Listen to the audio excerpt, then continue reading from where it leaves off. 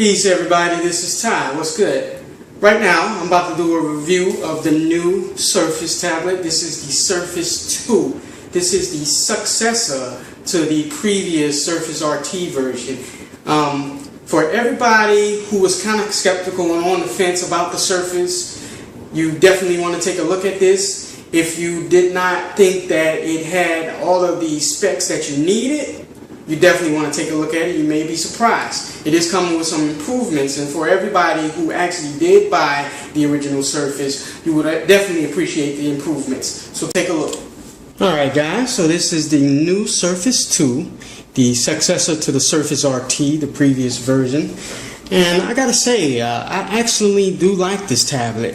I've had it for almost 2 weeks now. You know, I bought it as soon as it came out. There was actually a grand opening in Orlando in one of the malls there, and I went to the grand opening of the Microsoft store there and picked up the Surface. I actually was not planning to buy a Surface that day. I was actually looking for something different. I was looking for one of the newer Haswell processor tablets, but nothing was out at that time. So I said, well, yeah, hey, I guess I'll get the Surface. I don't want to leave without getting anything.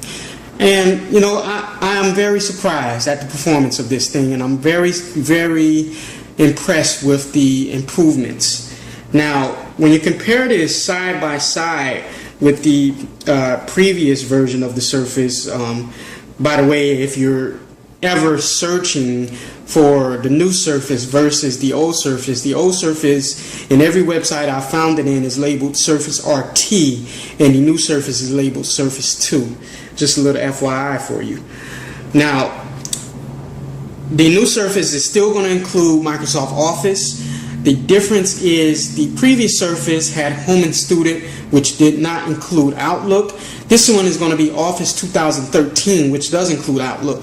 So that's a caveat for those who actually like the features of Outlook and would prefer to use Outlook over the included Mail app.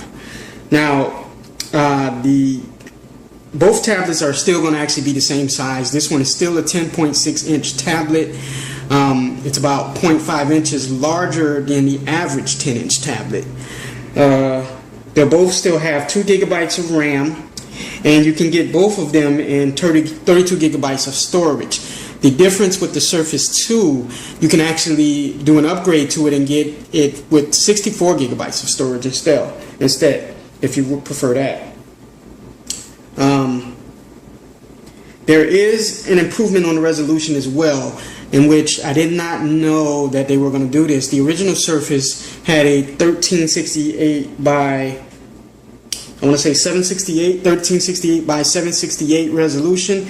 This one is going up to a 1920 by 1080, and you'll actually see the difference in that when you're looking at movies and playing games and things. The original one, of course, had the NVIDIA Tegra 3. This one has the newer NVIDIA processor, the NVIDIA Tegra 4.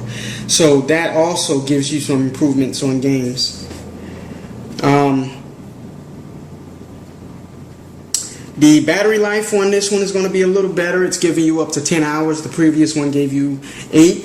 Now, you know, for me, 8 hours is plenty for a tablet. You know, I didn't necessarily need an extra 2 hours, but it is a caveat. You know, you can plan to use it a little longer. Both tablets are still going to have the same ports. You're still going to have a full-size USB port on the side and a HD video out port here.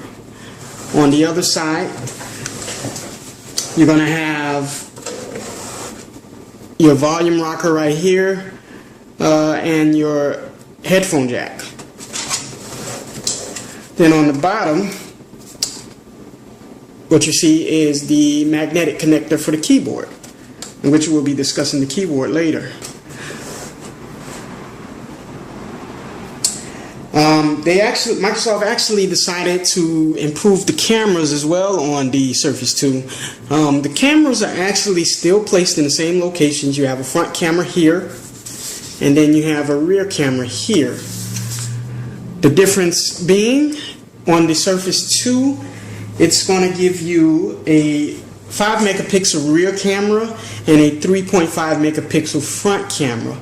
The previous Surface only had 720 HD cameras. I didn't get much experience with those cameras on the Surface RT, but using it on the Surface 2, you know, it has its own improvements. There is actually a panoramic mode where you can shoot panoramic shots, and I think that's a great thing to have on a device that has a camera. Now, with a 10.6 size device, I'm not sure you're going to want to use it as a camera, but it's a good feature to have. The video quality is a lot crisper, and it was said that Microsoft decided to upgrade the front camera to what it is rather than going to the average 2 megapixel that you find on tablets, giving it a 3.5 for those who would love to use Skype.